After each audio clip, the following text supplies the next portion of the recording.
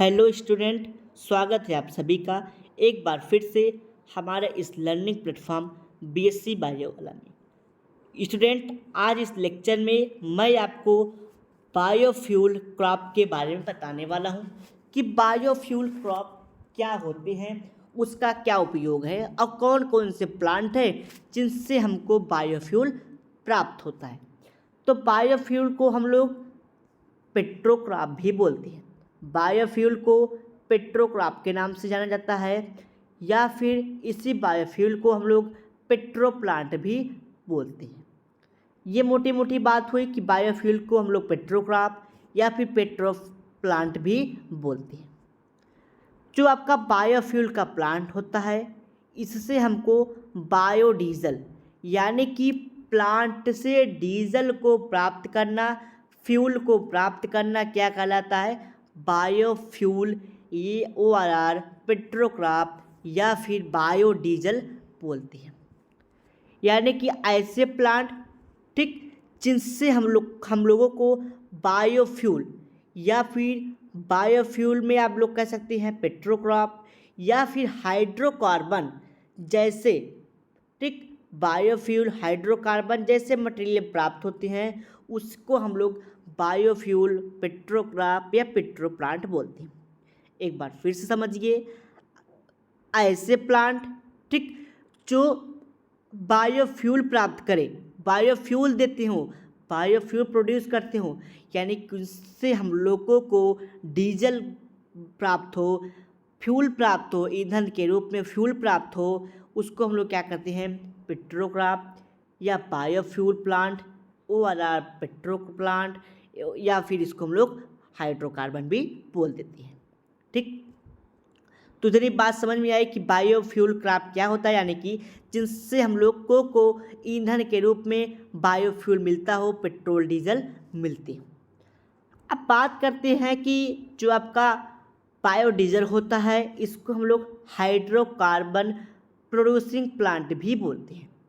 क्यों बोलते हैं? यानी कि इसको हम लोग पेट्रोक्रॉप बोलते हैं, तो जो आपका पेट्रोलियम होता है वो हाइड्रो और कार्बन यानी कि हाइड्रोजन और कार्बन मटेरियल से मिलके बना होता है, इसीलिए इसको हम लोग हाइड्रोकार्बन प्रोड्यूसिंग प्लांट भी बोलते हैं। यानी कि जो आपका डीजल बनता है वो कार्बन और हाइड्रोजन से मिलकर बना होता है। ठीक, तो सबसे पहले एम मेल्कविन, ठीक, एक साइंटिस्ट थे एम मेल्कविन, उन्होंने 1979 में सबसे पहले हाइड्रोकार्बन से यानी कि हाइड्रोजन और कार्बन जैसे एल्केन कंपाउंड से, जो एक यूफोर्बिएसी फैमिली से बिलोंग करता है, उन्होंने उससे क्या प्राप्त किया था? हाइड्रोकार्बन के, यानी कि उस प्लांट के मिल्की लेटेक्स से यानी कि मेनी लेटेक्स से, ठीक, उसके वैक्स से क्या प्राप्त किया था? हाइड्रोकार्बन। लेकिन जो हाइड्रोकार्बन था वो सीड से प्राप्त हुआ था, यानी कि पेट्रोल उसके, डीजल उसके सीड से प्राप्त हुआ था।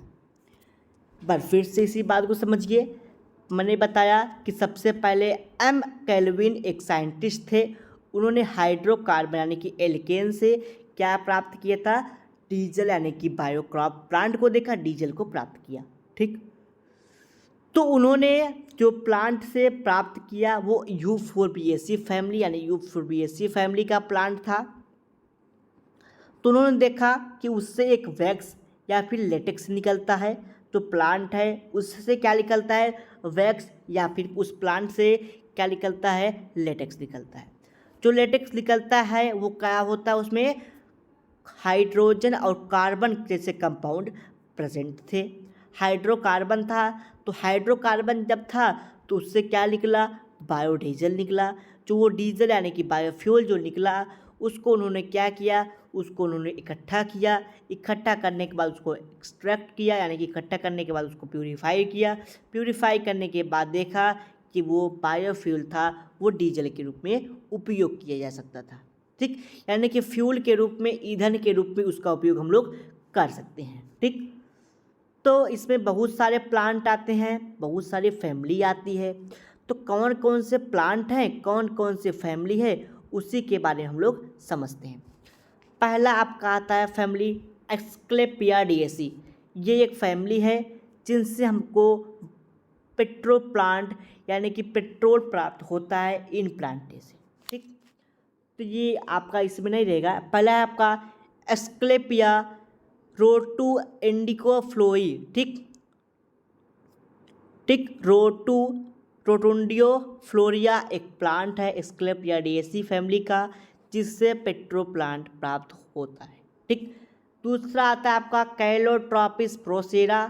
कैलोट्रॉपिस प्रोसेरा एस्क्लेपियाडिएसी फैमिली का एक प्लांट है जिससे पेट्रो प्लांट पाया जाता है, जिससे पेट्रोलियम जैसे पदार्थ, बायोडीजल जैसे प्रोडक्ट प्राप्त किए जाते हैं। दूसरा है आपका यूफोर्बिएसी। तो यूफोर्बिएसी की जो फैमिली होती है उससे सबसे ज़्यादा बायो प्लांट प्राप्त किया जाता है। ठीक, पहला आपका है यूफोर्बिया लेथरिस। यूफोर्बिया लेथरिस जिसको हम लोग गैसोलाइन ट्री बोलते हैं। इससे क्या प्राप्त होता है? इससे बायोडीजल प्राप्त होता है, बायोफ्यूल प्राप्त होता है। अगला है आपका हेविया ब्रेसिलेंसिस। ठीक, हेविया ब्रेसिलेंसिस जिसको हम लोग रबर ट्री बोलते हैं, इससे भी बायोफ्यूल प्राप्त होता है। एक और प्लांट है यूफोर्बिया हिस्टा। यूफोर्बिया हिस्टा भी एक ऐसा प्लांट है जिससे बायोफ्यूल प्राप्त किया जाता है। ठीक, लास्ट प्लांट इसमें आता है यूफोर्बिएसी में एक और प्लांट है जिसको हम लोग बोलते हैं जेट्रोफा कुरकस। इससे बायोडीजल प्लांट इसको बोलते हैं। इस प्लांट से डीजल प्राप्त किया जाता है, बायोडीजल प्राप्त किया जाता है। ठीक, अगला आता है आपका लिलिएसी। तो लिलिएसी फैमिली से एलोवेरा। एलोवेरा से क्या होता है? डीजल प्राप्त, बायोफ्यूल प्राप्त किया जाता है। ठीक, पापावेरेसी फैमिली है यानी कि आर्जिमोल मैक्सिकान, जो जिसको हम लोग पीली कटेली बोलते हैं।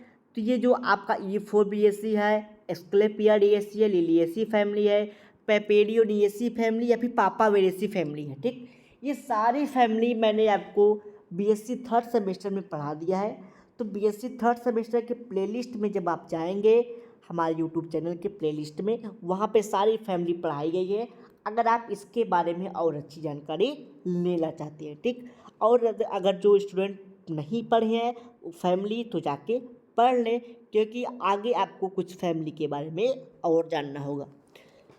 अब आगे बात करते हैं। तो मैंने अभी तक आपको बायोफ्यूल के बारे में बताया, यानी कि ऐसे प्लांट जिससे बायोफ्यूल यानी कि ईंधन प्राप्त हो, ईंधन जैसे प्रोडक्ट प्राप्त हो, उसको हम लोग बायोफ्यूल बताया। अब इस बायोफ्यूल में हम आपको बायोडीजल प्लांट के बारे में बताएंगे, जिसका बॉटनिकल नेम होता है जेट्रोफा कुरकस, जिसको हम लोग बायोडीजल बोलते हैं।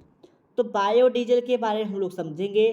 तो बायोडीजल प्लांट के बारे में, जिसको हम लोग पर्गिंग नट बोलते हैं और जिसका बॉटनिकल नेम क्या है? जेट्रोफा कुरकस, और ये यूफोर्बिएसी फैमिली से बिलोंग करती है। अब समझते हैं जो आपका ये यूफोर्बिएसी फैमिली है, बात करते हैं इसके डिस्ट्रीब्यूशन की। तो जो आपका ये यूफोर्बिएसी फैमिली से बिलोंग करता है जेट्रोफा कुरकस, ये सबसे पहले जिसका नेटिव प्लेस माना गया है वो साउथ अमेरिका है। यानी कि सबसे पहले इस बायोडीजल का प्लांट अमेरिका यानी कि साउथ अमेरिका में देखा गया। साउथ अमेरिका के ये हिली रीजन यानी कि पहाड़ जैसे प्रदेशों में देखा गया, और ये इंडिया के हिल्स पे, वेस्टलैंड पे और अदर प्लेसेस पे भी पाए जाते हैं। यानी कि hills region of India, India के पहाड़ों पे और वेस्टलैंड पे भी पाया जाता है। बात करते हैं कल्टीवेशन का। तो ये एक प्रकार का डायोसियस और पेरिनियल प्लांट है। ठीक, जो एक श्रब ट्री है, यानी कि स्मॉल साइज का ट्री है, जो 4 से 6 मीटर लंबा होता है, यानी कि 12 से 15 फीट का होता है। ठीक, और ये जनरली कैसे होते हैं? ये जो जनरली होते हैं वे वेस्ट एंड लैंड जैसे यानी कि ऐसे प्लेस पे होते हैं जहाँ जिस भूमि का उपयोग नहीं होता। ठीक, इसको हम लोग सीड के माध्यम से ग्रोन कराते हैं या फिर कहीं कहीं ये स्टेम के माध्यम से भी प्रोपोगेटिंग कराया जाता है, उगाया जाता है। ठीक, बट जब ये सीड के माध्यम से ग्रो कराए जाते हैं तो उसमें क्या उपयोग किया जाता है, उसकी सबसे पहले नर्सरी तैयार की जाती है। ठीक, नर्सरी आगे समझते हैं। तो उसके बाद इसकी नर्सरी तैयार की जाती है। ठीक, ये मैंने बताया कि ये 4 से 6 मीटर लंबे होते हैं और ये जनरली ऐसे प्लेस पे उगाया जाता है जहाँ पे कोई यूज़ नहीं होता, वेस्ट लैंड पे। ठीक, और जो इसको जो सीड है, जो इसको सीड से भी ग्रो कराया जाता है, यानी कि सीड के माध्यम से उसको ग्रो कराया जाता है, यानी कि उसकी नर्सरी तैयार की जाती है। ठीक, द नर्सरी या प्लांट में B grown in the polythene bag. इसको पॉलीथीन के बैग में ठीक क्या करते हैं, ग्रो कराते हैं इसकी नर्सरी को। फिर क्या करते हैं, इसमें जो है कि डिफरेंट टाइप के सॉइल में डिफरेंट टाइप के जो है कि मैन्योर यानी कि खाद वगैरह सब मिला देते हैं। ठीक, आगे समझते हैं। The seedling are transplant in the field. उसके बाद आपकी जो ये नर्सरी है तैयार हो जाती है कुछ दिनों के बाद, लगभग 30 डेज़ के बाद, 12 से 9 से 12 महीने के बाद ये तैयार हो जाती है। उसके बाद क्या होता है कि जब रेनी सीज़न आता है, यानी कि बरसात का जब मौसम आता है, रेनी सीज़न, तो इसको क्या करते हैं, एक स्थान से यानी कि नर्सरी को दूसरे प्लेस पे ट्रांसप्लांट कर देते हैं। ठीक, दूसरी जगह उसको लगा देते हैं। तो it start yielding fruit from 9 to 12 month, यानी कि 1 महीने लगभग इसको लगता है तैयार होने में नर्सरी को। फिर उसको दूसरे जगह ट्रांसप्लांटेड कर देते हैं, जिसको तैयार होने में लगभग 9 से 12 महीने लग जाते हैं। उसके बाद क्या होता है कि the fruit formation occurs in winter season. Rainy season में इसको ग्रो कराया जाता है और विंटर सीजन में क्या होता है, ये तैयार हो जाता है। ठीक, तो विंटर सीजन में ये तैयार हो जाता है। अब ये प्लांट आपका 9 से 12 महीने में तैयार हो जाएगा विंटर सीजन में। तब इसकी क्या होगी, हार्वेस्टिंग होगी। ठीक, हार्वेस्टिंग किस प्रकार से होगी पहले वो समझ लीजिए। तो आपको कॉमर्शियली इम्पॉर्टेंट पार्ट जो इसका फ्रूट होगा और सीड। ठीक, तो इसके फ्रूट से और इसके सीड से क्या होगा, जो आपका कॉमर्शियली इम्पॉर्टेंट पार्ट होगा उसको कट कर लिया जाएगा। ठीक, अब जो आपका ये फ्रूट है इसको हार्वेस्ट हम लोग मैनुअली कर ले, हाथों के माध्यम से या फिर मैकेनिकली कर लेंगे। ठीक, प्लांट से इसके फ्रूट को तोड़ लिया जाएगा और जो प्लांट होगा इसमें लगभग 3 से 8 सीड प्रेजेंट होता है। जो सीड होता है वो ओवल हो सकता है, यानी कि गोलाकार हो सकता है, और ब्राउनिश कलर का होगा, यानी कि ब्राउन ब्लैक कलर का होगा। ठीक, और जिसमें जो है कि जो कलर होगा वो रिच कलर होगा, यानी कि कलर रिच होगा क्या, आयल, यानी कि उस सीड में बहुत सारे आयल प्रेजेंट रहेंगे। ठीक, यानी कि जो इसका सीड होगा, एक फ्रूट में 3 से 8 सीड होंगे। ठीक, 3 to 8 सीड होंगे और जो सीड होगा वो ओवल इन शेप होगा, यानी कि गोलाकार होगा। और वो कैसे होंगे, ब्राउनिश कलर के, यानी कि जो है कि ब्राउनी काले रंग के होंगे। ठीक, और उस सीड में क्या होगा, आयल होगा। ठीक, अब सीड आपको प्राप्त हो गया जेट्रोफा का। ठीक, यानी कि बायोडीजल का सीड प्राप्त हो गया आपको। अब उस सीड से आयल हम लोग निकालेंगे। अब आयल निकालने के 2 मेथड हैं, या तो आप मैकेनिकली निकाल लें। ठीक, मैकेनिकली किस प्रकार से निकला जाएगा पहले वो समझ लीजिए। ठीक, तो आयल एक्सट्रैक्शन में क्या करेंगे हम लोग, the jatropha seed is commercially important and oil can be extracted by 2 method. तो दूसरा 2 मेथड से इसको एक्सट्रैक्ट किया जाता है इसके आयल को। तो पहला है कि in this method seed are placed in explainer machine, यानी कि जिसमें एक्सप्लेनर मशीन क्या होती है, एक इस प्रकार की मशीन होती है जिसमें ऊपर एक चेम्बर बना हुआ होता है, इसमें सीड को डाल दिया जाता है और यहाँ पे प्रोसेस होती रहती है। ठीक, एक्सप्लेनर की, यानी कि डिफरेंट टाइप के यहाँ पे पार्टिकल लगे होते हैं आयरन के, लोहे के, जिससे क्या करते हैं ये सीड को पीस करके एक्सप्लेनर मशीन से आयल को प्रोड्यूस करते हैं। ठीक, और प्रोडक्ट में आपका आयल निकलता है और बाय प्रोडक्ट आपका केक। ठीक, तो आयल और आयल केक दोनों निकलता है। ठीक, तो जो आपका आयल होता है, ठीक, वो लगभग अगर 30 से 38% आयल होता है और बाकी सब आयल केक होता है। यानी कि अगर 1 kg आपको सीड दे दिया जाए तो उसमें लगभग 300 से 400 ग्राम तक आयल होगा, बाकी सब आयल केक होगा। ठीक, दूसरा होता है solvent extraction method. Solvent extraction method क्या होता है? इस मेथड में जो हेक्सेन होता है, ठीक, हेक्सेन यूज किया जाता है आयल को एक्सट्रैक्ट करने के लिए। ठीक, यानी कि इसके आयल में, ठीक, आयल का जो सीड से जो आयल निकाला जाएगा उसमें हेक्सेन मिला दिया जाएगा और उसमें जो आयल होगा वो ज़्यादा मात्रा में निकलती हैं। ठीक, इस मेथड से ज़्यादा मात्रा में आपके आयल निकलते हैं, यानी कि हेक्सेन मिला दिया जाएगा, आपका कार्बन कंपाउंड हेक्सेन है, ठीक, उसको आपके सीड मिला दिया जाएगा तो 42%, 1 kg में लगभग 42% आपके सीड से आयल निकलेगा। आगे समझते हैं, the aisle seed contain 21% saturated fatty acid and 97% unsaturated fatty acid. यानी कि आप कह सकते हैं कि जो सेचुरेटेड फैटी एसिड होगा, यानी कि अच्छी क्वालिटी का आयल होगा उसमें, और कुछ अनसेचुरेटेड होंगे यानी कि जिसमें फैटी एसिड प्रेजेंट नहीं होंगे। ठीक, the cured oil is obtain after mechanical and solvent method. ठीक, जो आपका क्योर्ड आयल होगा, ठीक, जो क्योर्ड आयल, शुद्ध आयल निकलेगा आपका, वो मैकेनिकली प्रोसेस से आप निकाल सकते हैं या फिर आप सॉल्वेंट मेथड से निकाल सकते हैं।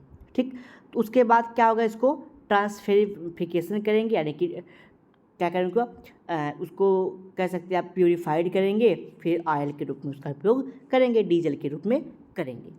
आगे समझते हैं हम लोग। अब समझते हैं क्या क्या इसका यूज है। तो बायोडीजल के प्लांट का क्या क्या उपयोग है, पहले वो समझते हैं। तो जो जेट्रोफा का प्लांट होता है, ये ऑर्नामेंटल प्लांट की तरह भी इसका उपयोग किया जाता है, यानी कि जो अफ्रीका, अमेरिका जैसे गार्डन में इस आयल को देखा जाता है, यानी कि इस प्लांट को देखा जाता है ऑर्नामेंटल के तौर पे, क्योंकि ये जो प्लांट होते हैं तो ये इंडिकेट करता है कि ये एक बायोडीजल प्लांट है, और छोटे होते हैं ऑर्नामेंटल के तौर पे इसको लगाया भी जाता है। सेकेंड आता है, jatropha oil has very high saponification value and used for making soap. देखिए, जो आपका ये जेट्रोफा का आयल होता है, इसका उपयोग लोग सॉप, साबुन जैसे प्रोडक्ट बनाने में करते हैं। थर्ड पॉइंट आता है, the fuel property of jatropha oil is similar to biodiesel, hence it is known as biodiesel. यानी कि जो आपका जेट्रोफा का आयल होता है, ठीक, ये डीजल की तरह काम करता है, इसलिए इसको बायोडीजल बोला जाता है। यानी कि फ्यूल के रूप में उपयोग हो रहा है तो इसको बायोडीजल बोला जाता है। फोर्थ पॉइंट है, it is used as alternative of kerosene oil. ठीक, इसका उपयोग लोग केरोसिन आयल यानी कि मिट्टी के तेल में भी करते हैं, यानी कि इसी प्लांट से मिट्टी का तेल भी प्राप्त किया जाता है। नेक्स्ट पॉइंट आता है, the biodiesel is environmentally safer, cheaper. ठीक, यानी कि इससे ये जो आपका बायोडीजल का प्लांट है, ये आपके वायुमंडल को भी क्लीन करने का काम करता है। नेक्स्ट पॉइंट आता है, jatropha oil is not suitable for human consumption because it included strong vomiting and diarrhoea. देखिए, जो आपका जेट्रोफा का आयल है, यानी कि बायोडीजल जो है, अगर आप इसको टेक कर लेते हैं, यानी कि ड्रिंक कर लेते हैं, पी लेते हैं, तो आपके लिए ये अच्छा यानी कि सूटेबल नहीं होगा। क्योंकि उनमें डिफरेंट टाइप के केमिकल्स होते हैं। ठीक, और ये थोड़े से स्ट्रांग होते हैं, ये वोमिटिंग इससे होता है, जिससे डायरिया होने का खतरा होता है। ठीक, यानी कि आपके लिए ये जो आयल है ये अच्छा नहीं है। ठीक, आप इसको टेक नहीं कर सकते, ड्रिंक नहीं कर सकते। तो ये मैंने आपको कुछ बातें बताई बायोडीजल के बारे में, बायोडीजल प्लांट के बारे में बताया, बायोफ्यूल के बारे में बताया। तो अगर आपके कोई डाउट, कोई क्वेश्चन, कोई क्वेरीज होते हैं तो आप हमसे पूछ सकते हैं।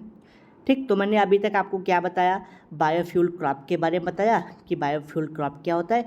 कुछ फैमिली ऐसे बताए जिनसे बायो यानी कि पेट्रो क्रॉप या फिर बायोडीजल प्लांट के क्रॉप पाए जाते हैं। फिर ऐसे आपके प्लांट के एक बायोडीजल के प्लांट के बारे में भी डिस्कस किया आपसे, जिसका नाम था जेट्रोफा कर्कस, जो यूफोर्बिएसी फैमिली से बिलोंग करता है।